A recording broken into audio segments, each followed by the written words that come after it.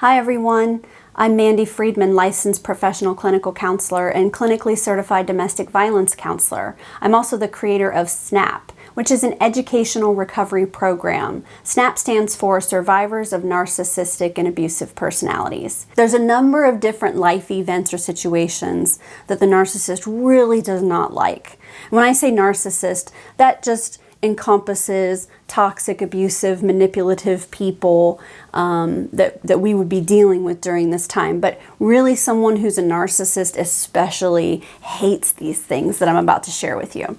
Okay, so if you are sick or ill, if you're having surgery, if you're hospitalized, if you're giving birth or you're pregnant, if there's a loss of a loved one for you, if your parent died, or if one of your loved ones is seriously ill, so anything like that, you would think that the abusive person, right, would be a little bit more empathetic and a little bit more helpful, knowing that you're struggling, knowing that you need the help. But actually they do the opposite a lot of times. They will behave really badly in a cruel way, be really mean, abandon even. I recently heard a story about a woman who had neck surgery and had 2 children to take care of, and the partner left when she wasn't even able to move. He didn't want to help or be a part of any of it, so her mom had to be the one to step in. But they get mad, they throw temper tantrums, they disappear, and they just treat us worse, actually. When we could really use some tender, loving care, they're not going to give it. And here's the reasons why. One is that they hate for you to be the center of attention. That really bothers them. You're not allowed to be the focal point of things. So when you get sick or when you have to go to the hospital or something like this, they know that it's taking the attention away from them, and they just don't like that. Remember, we're dealing with emotionally underdeveloped people. So these are emotional toddlers, and they're fed by attention and emotion. Okay, so that's what fuels them. So they want all the toys. If you're getting attention and you are eliciting emotion from others, oh, I hope you're okay. Let us know if you need anything. Yeah, that happened to me too. It was awful. I just feel so bad for you, right? So when your loved ones know that you're struggling or you're in the hospital or you're sick, they might reach out with some tender, loving care and some kind words. That is attention and emotion. And a narcissist sees someone else playing with their toys, and they get jealous about that. So they're straight up jealous that even though you're the one that's having to have a bypass, or you're the one who's giving birth, they'll be jealous just because you are getting attention from doctors, nurses, family members, so on and so forth. Another reason is that they know the social script here. They know what they're supposed to do. They know what other people do when their spouses are ill or struggling. They see it on television. They know what they're supposed to do.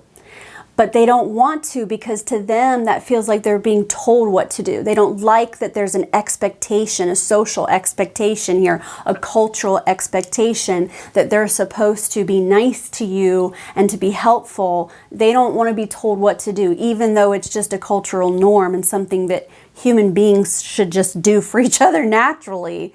They don't like that there's an expectation for them to have to behave that way, since it goes against their normal way of behaving. And finally, they realize that they don't have the capacity for it either. Now, some are able to sort of fake it and muster it at different times when it suits them, but it takes energy for them to do that, to put that face on and to pretend to be a nice person and to pretend to care takes energy. And they don't like that they have to spend the energy now pretending like they're worried or that they care about you and hope you get better. So instead of showing care, instead of helping, they get jealous, they start fights. They will be increasing, the level of abuse will have increased during this time. Or they will flat out just abandon, and all of a sudden they got to go on a business trip, or all of a sudden they just disappear and nobody really even knows where they are. That's happened before. So this is a problem that I have heard about from so many of my clients, where they're struggling, they're having a really hard time, and this is the time that the narcissist chooses to be especially cruel, especially punishing, especially withholding.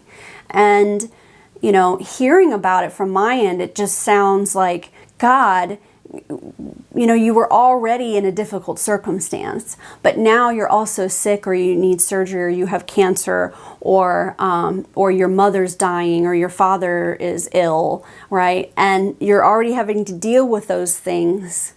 And then now the narcissist is deciding to make your life even harder.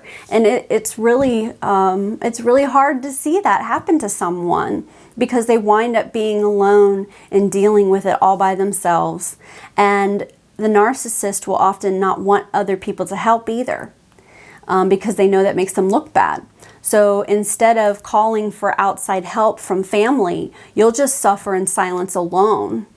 And figure it out by yourself. So if you're sick, or giving birth, or pregnant, or you have COVID, or you're trying not to get COVID, we see a lot of really low empathy people, low emotional intelligence people that refuse to take safety precautions for COVID.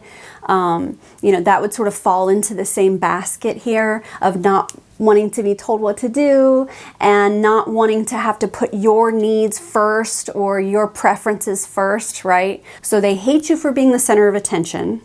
They know what the social script and expectation is, and they don't like that that is an expectation that they have to be nicer to you. They're jealous because you're getting emotion and attention from others. And they have zero capacity for these things, and so therefore they don't like that they're going to have to muster that extra energy to fake it if they choose to. So they just won't. And then you're left dealing with things alone, and having to heal on your own, and having to clean up your own vomit and things like that, because they're not going to help.